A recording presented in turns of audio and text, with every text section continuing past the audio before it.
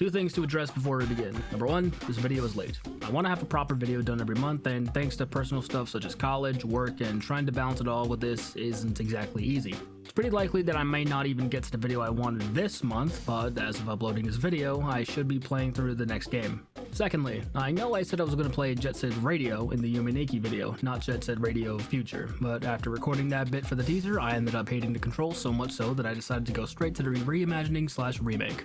And because neither Xbox or Sega want to re-release it so I can give them my money, you bet your sweet ass I pirated it, and oh man would I kill for a remaster. Jet Set Radio Future is kinda like if you could play one of those cartoons from the 2000s. Banger soundtrack, pretty graphics, and a whole lot of jank. I kinda feel like that guy in the cartoons who simps for the clearly toxic girl, but he doesn't care because she's pretty.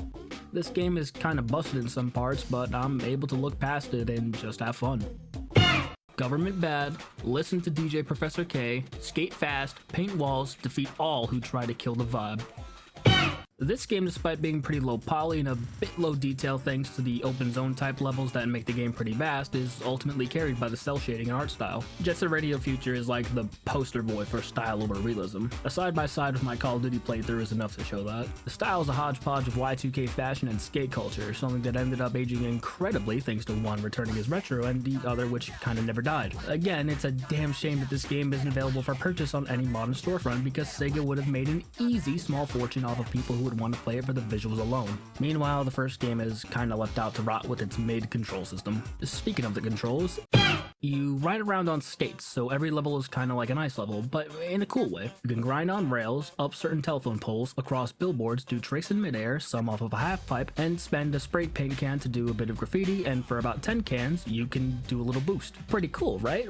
Well, these controls are the result of your death 100% of the time. Listen to Roboy and take his tutorial seriously. Use the garage to practice, it's there to help you. By the end of this game, you're expected to be very proficient with the controls, to the point where you really shouldn't be making rookie mistakes. In theory. The camera can make this borderline impossible sometimes. Sometimes you have too much momentum, and combined with your floaty jumps, you'll end up careening off into an abyss.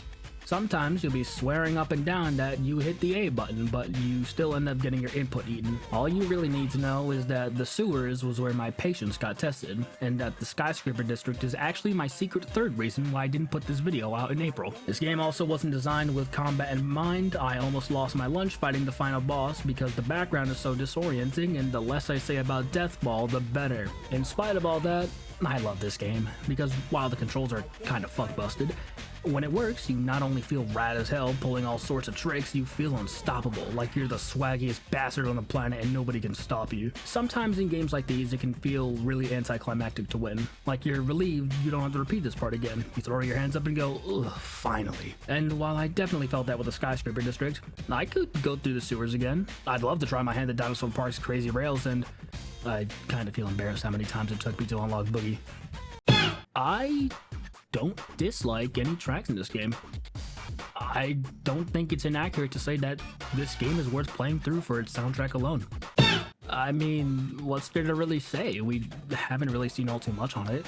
I think the new style is interesting. These redesigns look pretty cool.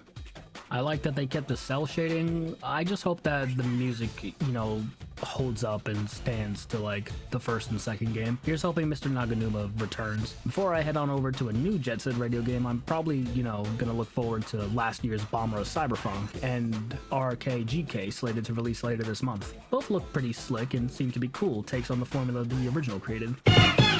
I can see past the game's problems if it's able to consistently have rewarding high notes. Realistic graphics will always be outmatched by stylized visuals. If you give me a killer soundtrack, it won't matter how difficult and annoying your game is, I'll still like it. A game can sell me on whether or not its movement system is ultimately fun. Jet Set Radio has some kinks to work out by the time we get our next sequel, but if they do manage to do so, that new game is an easy day one get.